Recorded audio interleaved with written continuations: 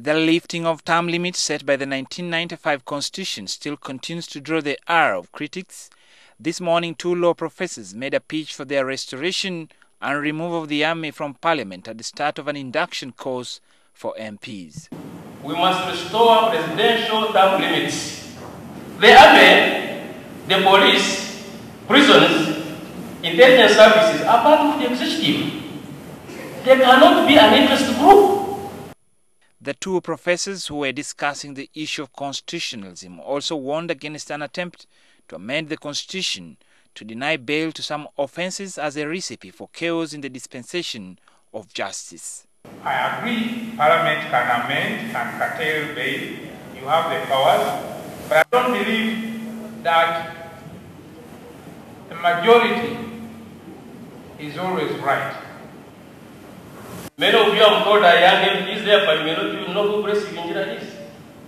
But you can do research. Yes, ours is governance of a neo-patrimonial nature based essentially on personal rule. Constitutionalism is dead, where an executive can do what it wants, when it wants, and how it wants. However, the 2 dons did not escape the ire of some NRM members who described their criticism of President Museveni's government as unfortunate. This is something that is not going to be tolerated.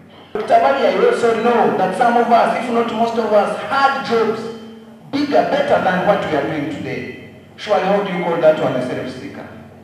The upheavals of this country were too much attached to the presidency. So Ugandans were a bit skeptical of having changes even after 10 years. But as expected, they received backing from opposition-leaning MPs. If the army is ours, let it be ours. For all parties and not for one party. The UPDF must be non-partisan. They are subordinate to civilian authority. Since I intend to bring a motion very shortly, I want to ask members to support me when the motion comes. Thank you very much. The induction, which lasts a week, continues tomorrow with the presentation from retired Judge George Kanyehamba on multi-party politics in Uganda.